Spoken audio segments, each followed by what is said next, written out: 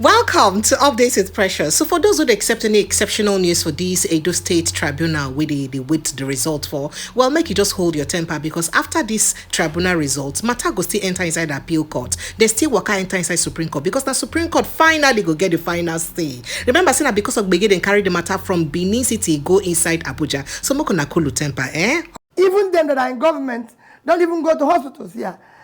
So that shows that it's not even improving. Just before Bayo Nanoga go reply to the interview of Peter Obi, President Bola Ahmed Tinubu don jet go France for a working visit. 2 weeks working visit. Emphasis on working. Because we know how president they do anytime when go France. Now only working, well, time will tell. Nigerians wake up from sleep this morning to hear say President Bola Ahmed Tinubu don't sack the Oga Patapata of NNPC Mele Kyari, replace him with Bayo Ojulari. And he also changed some of the critical board members for inside the NNPC. Mele Kyari don't dey for inside the NNPC since 2019. Where he be say now former President Muhammadu Buhari now be appointed and put for inside that position. He don't dey there. As the Oga Patapata CEO, people come the wonder say what's happen when you go come out there. Well, President Bola Ahmed Tinubu don't do the needful, and a lot of people they happy say he don't do them. However, he don't replace them with Bayo Ojulari, and a lot of people go on know say wetin be the thing we supposed to know about this Bayo Ojulari self. I go give us some pointer Bayo Ojulari, a man we don't take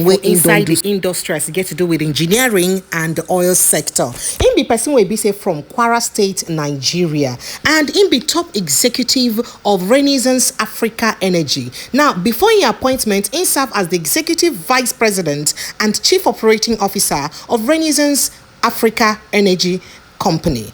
He played a key role for inside the major Shell acquisition as in buy Shell that time. Under in leadership, Renaissance Africa Energy Limited lead a consortium of indigenous energy firms to buy Shell Petroleum Development Company of Nigeria, SPDC, for $2.4 billion only. Now, in the alumnus of Ahmadu Bello University, Ojulari earned a degree for inside mechanical engineering for Ahmadu Bello University, Zaria. He started in career for inside Elf Aquatine. Now, he be the first Nigerian process engineer for inside Elf. Can they mark the start of his successful career inside the oil industry? He hold key positions for inside Shell. Now, after joining Shell Petroleum Development Company for inside 1991, he worked in various roles across Nigeria, Europe, and the Middle East. For 2015, he became the managing director of Shell Nigeria Exploration and Production Company, SNEPCO. Now, he be respected figure for inside the engineering sector. Ojulari, na fellow of the Nigerian Society of Engineers. He served as chairman and a board member of the Society of Petroleum Engineers, SPE Nigeria Council.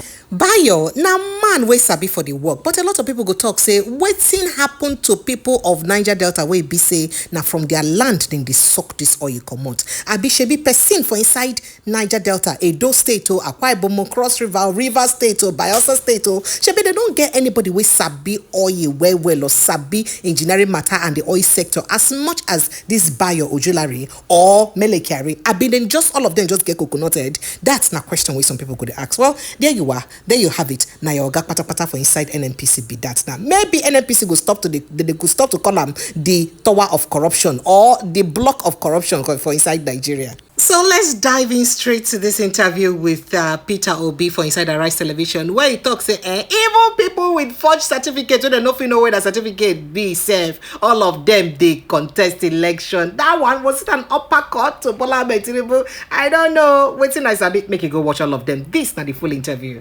People are with unverified, forged certificates all over the place, criminal records and everything, and they're in charge.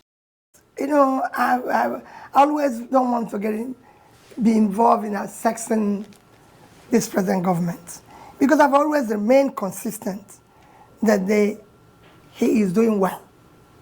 Because what he promised the people is exactly what he's doing. That he will start and continue from where the previous government stopped. And that is doing well, Charles. You can go and use every measure. I've said it in this studio before. Somebody who made dollar at 300 and something, 400, is now 1,005. Charles is done fantastic. Same in fuel, same in everything, same in unemployment. You know, everywhere in terms of democracy, in terms of everything, is on the sliding side. And that is doing well, because that's what he promised.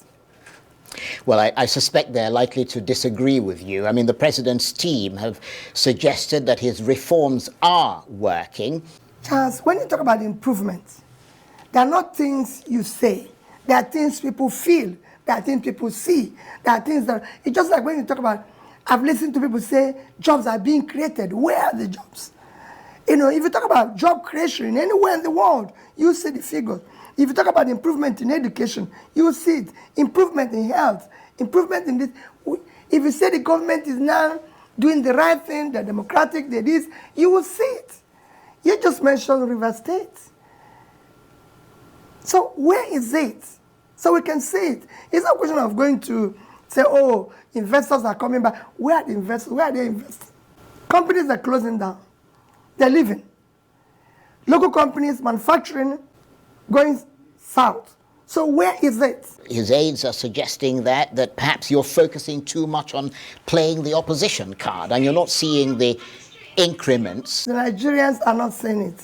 I am one politician that moves around in Nigeria, and I know the feeling of the people. Yeah, but what about prices in the market? I mean, there have been some, maybe not enormous reductions, but there have been some significant reductions, even in fuel, for example, petrol prices. I mean, where did we start? They've fluctuated Charles, a little, but they've come down. Charles, where did we start?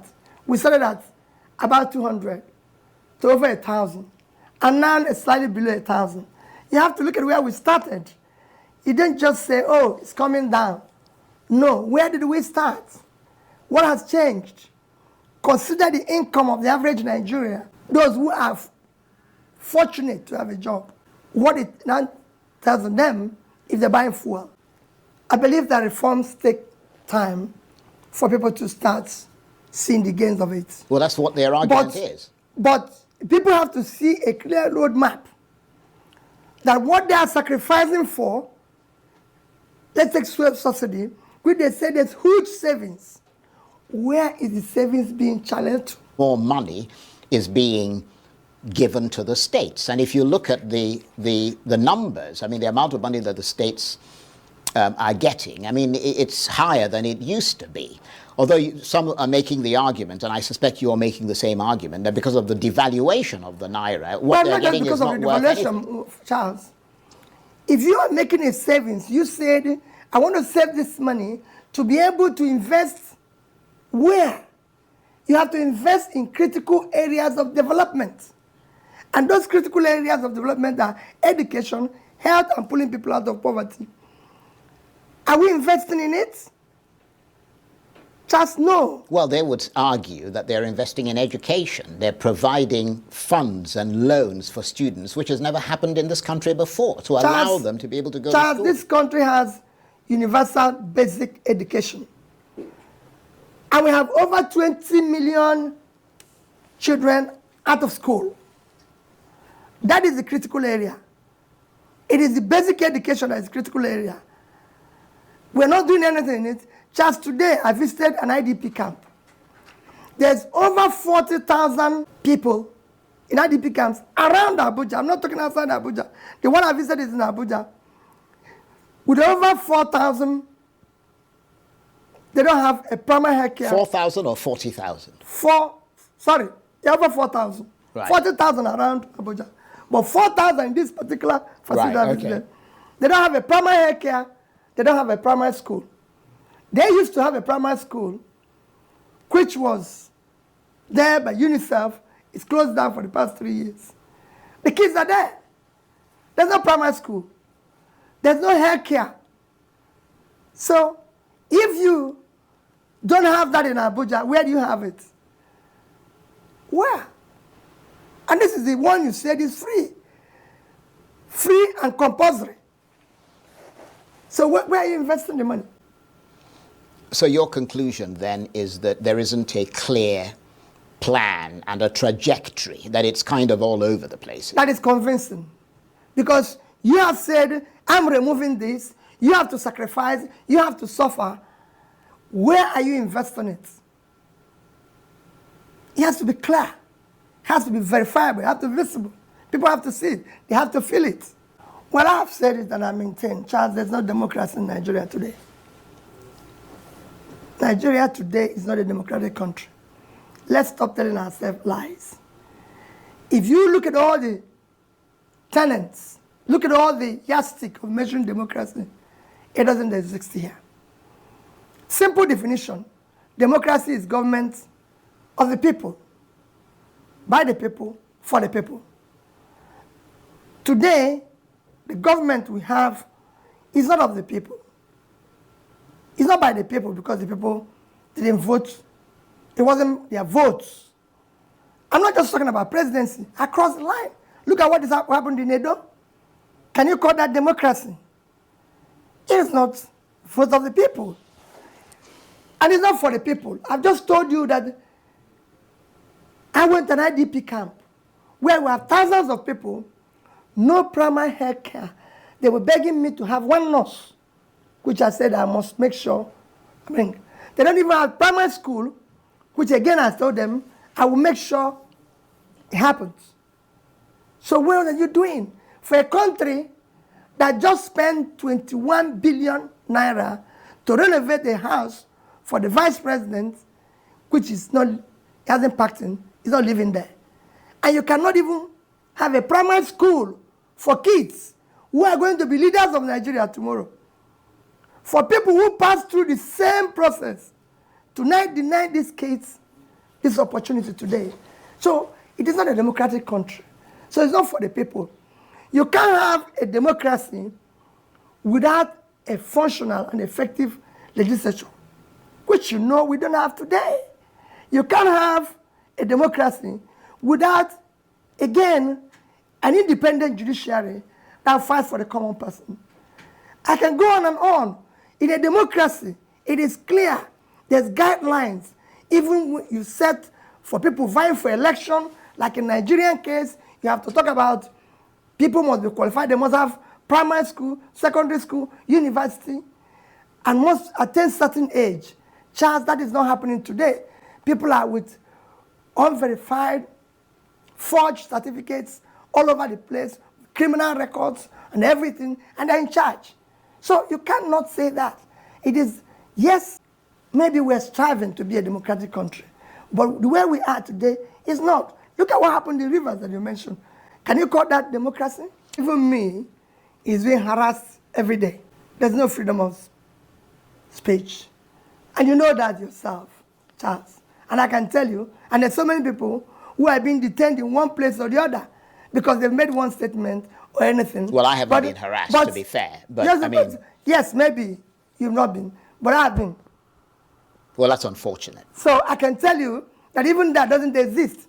But we're not, when you say, yes, it exists, Charles, when you go for an exam and you score 10%, it's a fail. Real measure of democracy. We failed in all of them. So it doesn't exist. You know where we're headed.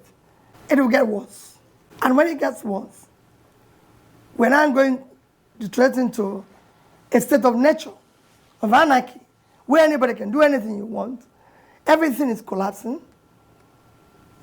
Even when the people who are supposed to be seeing it are not seeing it. But you can see the negative impact in all the critical areas, even the education you mentioned, when you said people are being given a scholarship to go to school. Student loans. Student loans. What is happening in our universities, Charles? Our universities now are politicized, where appointments for management of universities are now political. You now fail local government election, you're appointed on your university board, university governing board, where vice chancellors have even been appointed without merit and everything. And the consequences that you see universities now giving honorary degree to all manner of character of people. So even that is deteriorating. Go to the people. It is not about me. I'm one with the people. They can say anything they like. You know, when you are in government, you claim anything. But I deal with the reality. The reality is that things are headed south. Go and check all indices of development anywhere. I've told you what is improving. Is our literacy level improving? Is our health condition improving? Even them that are in government don't even go to hospitals here. So that shows that it's not even improving. The same thing goes. Are people being pulled out of poverty? There's still hunger everywhere. Is the agricultural produce increasing? Is manufacturing increasing? No. So where is it?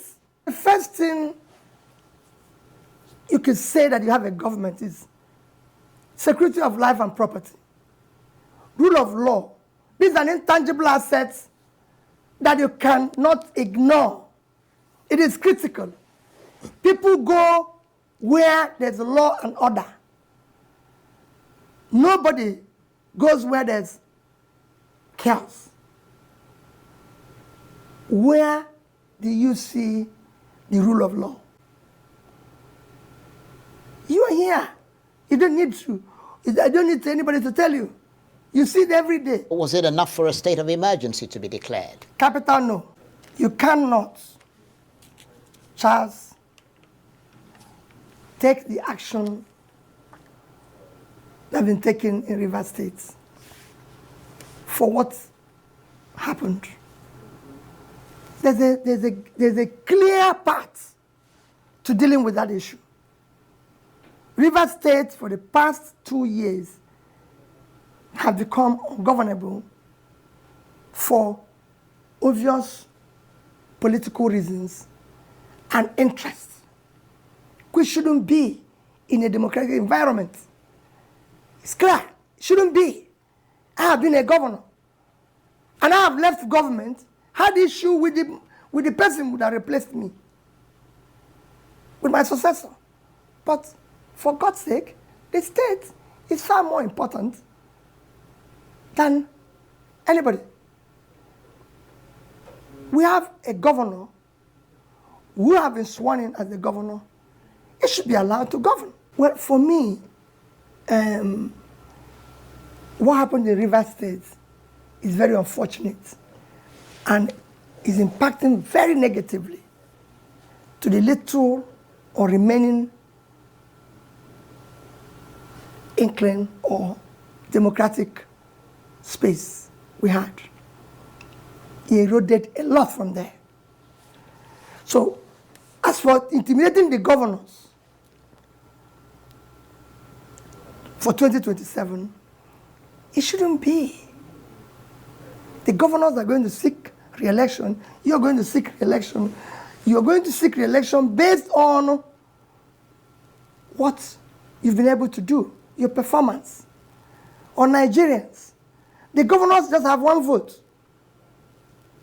It is because of what I told you that it is not a democratic country that you are trying to intimidate the governors.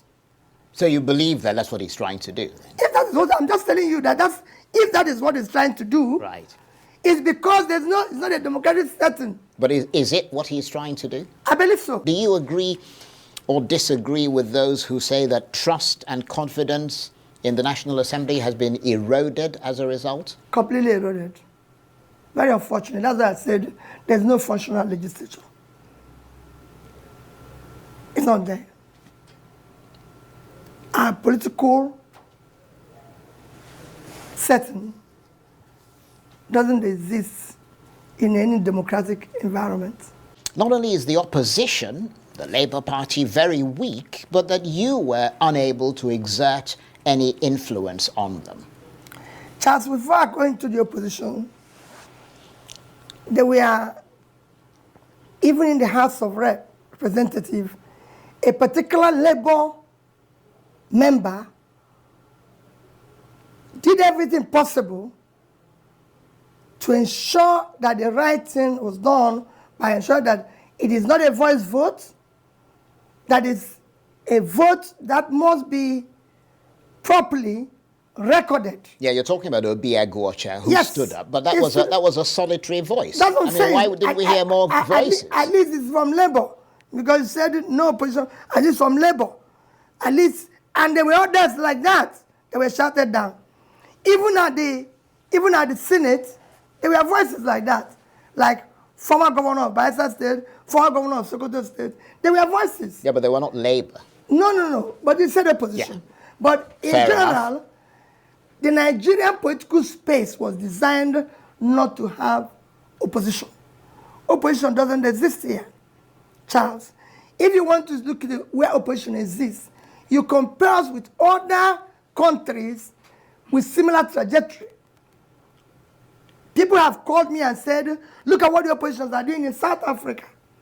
Look at what the oppositions are doing in other similar countries. But let's just use South Africa, which is, of course, the biggest economy in Africa today.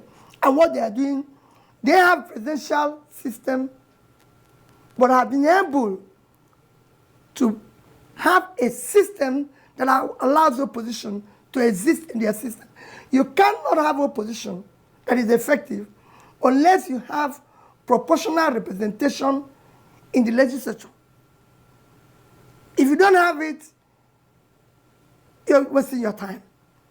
If you look at South Africa today, as it is, just check their election in 2019, ANC won 57.7% of the vote. They had 230 members. 2019, they had 40%. They had 160 members. While Democratic Alliance in 2019 had 20%, they had 80 people. In 2024, they had 21 plus, almost 22, they had 87 members. And that is the same thing for all other parties. And their leader is a member of that parliament. And you cannot cross from one party to the other, as you can do in Nigeria, without consequences. Once you cross from one party to the other, you lose your seat. Just even in the environment you know very well, the UK, you cannot have somebody from one party cross over to the other party without any consequence, without anything, and all that. So you have a system that works. And nobody's going to lure your member using contract, using this and all that, as is happening here. So it's a difficult thing. That's why we are clamoring that we must now change this constitution.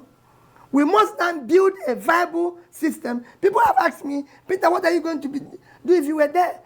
I will make sure that this country is democratic. I will make sure that the opposition thrives by ensuring that I direct whoever and put all my own resources in terms of office to ensure that parties function the way they should. Today, they don't do that. You just have people doing all sorts of things in terms of, as I said, there's no democracy here. We need to fix it. Yar'Adua started doing it. He was sworn in here as the president, and he said, I will not allow the process through which I came to office to continue. I was a beneficiary of it, Charles. I had a free and fair second-term election. And that's what it should be. But instead of now having it growing the way you think things will be, we've taken 300 degrees reverse. One person who is very reluctant at talking about 2027, I'll just probably gloss over it. Because we have a critical situation, Charles, where we're not addressing it. We have a country where our debt in 2015 is between 15 and 17 trillion. Now we have a country with a debt of 150 to 170 trillion. A country where our cost of debt servicing is now higher than our critical areas of budget for critical development, education, health, pulling people out of poverty. And we are discussing 2027. Just let's deal with what is happening today. Yeah, but the fact is that you are discussing 2027. I am part of it. I do all I'd say, and that's what I'm going to say now, is that whatever realignments, whatever coming together, we must discuss the future of this country. We're not just going to, I'm not going to be part of just wrestling power for power's sake. No. I want to know that we're going to do this in order to be able to invest in education, invest in health, invest in pulling our people out of poverty. How can a country with this size of uncultivated land not be able to feed itself. Elections are won, elections are lost by the vote of the people. All these things you're talking and all these things people are talking is because we are not democratic. We are talking of working together for the sake of the country, not because of political posts. I've said it before. But if you don't have political power, you won't be able to change the country. Charles, agree with that. That's why I've always said, I'm not desperate to be president. I'm desperate to see Nigeria work. Charles, it is all these alliances, all these groupings that brought us to where we are today. Because people were blinded. Instead of seeing what they would do to make the country work, make the country productive, they were focused on wrestling power. What are we going to use the power to do? Yeah, but you ran for office in 2023. You wanted to wrest power from Yes, the because APC. I wanted to do something. Right. Charles, I wanted to do something. I wanted to use it. By now, you would have been seeing the impact on education visibly. And I'm not talking about people coming to say it in TVs. You will be seeing it visibly. I would have even been visiting the schools. Well, that's why. That's why some of the health. You would have been seeing the primary. We have over 70% of our primary care are not functional. But that's why some of your supporters are saying that for you to make this happen, you have to be able. You've got to be positioned. They say, to win the presidency. Don't say my support. Don't just say some of my followers. I want Nigerians to know it is about their country. Indeed. So many Nigerians today don't know where the next meal will come from. They don't know. Several people have been to hospitals where people can't leave the hospitals because they can't pay. We have less than 5% insurance, health insurance in this country, when comparable countries like Indonesia have 95%. Yes, but you're not going to be able to change that unless you become president. No, but the people have to know and know that this man can do it. Well, the argument is that even if you win in 2027, you'll be forced or prevailed upon to hand over to the North after just one term in 2031, which will not be enough for you to fulfill these electoral, let me just make the point, these electoral promises. Whereas if you worked with a one-term... The president that is there today, how many years has he stayed? 2 years. And you could see where we are. Look at the turn of things in 2 years. That means that you can change things in 2 years. If I was there in 2 years, Charles, that you would have seen considerable change. In critical areas, I would have tackled corruption head on. I would have reduced cost of governance. And you will see it. People will feel it. And those monies invested in critical areas. Our primary health care today, I told you, 70% are not functional. And we spent over 35 billion in conference center. Which conference? Who is coming for the conference? You need to invest your money properly. Just you have been seeing borrowed money invested in critical area. We, a country in Bangladesh, with 148,000 square kilometers of land, is producing about 60 million metric tons of rice. And us, with over 6 times that size of land, cannot do 10% of that. Charles, there's room here. You talked about devaluation of Naira. There's nothing wrong in devaluation. I would have done something. I would have allowed the Naira to float. But I would have done it in an organized manner. There will be productivity. The idea of devaluing your currency, allowing it to float, to be cheaper, is that you have productivity so you can export, so people can come and buy. But when you don't have productivity and you devalue your currency, it's double whammy because you have nothing to sell. So I would have injected money in productivity. Today, nobody is producing anything. Somebody told me a few days ago, said, oh, they've removed there's no more tax or this, or some of the manufacturing inputs and everything. And I said, no. How can you manufacture? How can you do business when your interest rate is over 40%? Yeah, one of the biggest costs of manufacturing today, cost of production today is interest rate. Just nobody borrows money at over 40% to do a business that is shared. You can only borrow, it's only government that is borrowing that amount of money at that cost. So you need to do the right things, and you can do it. It is not enough that your aides are running around. You, who is the main person, have to have an idea, be competent, have the capacity, have the compassion, the energy to do the job. It is not something you can lease out. Governance, leadership, is not something you can just hire somebody else to do for you. You are the leader. You should be the one answerable to the people, doing the right things. You're the chief person, and you should be in charge. We have too much of delegated responsibility here. That shouldn't be. Are you going to stick with the Labour Party, given the disarray that's in the party? The disarray is caused by government. Yeah, but it doesn't matter who caused No, that's what I'm telling you. Yes. Are you going to stick I'm in with Labour Party. I'm in Labour Party. And are you going to stick with the Labour? Well, I'm there because I'm there. It's not something I can tell you now. I am there today. And as time go on, Charles, if it changes, I'll tell you. But I'm a member of Labour Party. And these are one of the things I said I will do. I will make sure that parties work. I will protect democracy and make it work. Some would say Labour Party isn't working under you. No, it has nothing to do under me. I'm not the one running the party. Charles, I've been involved in all this.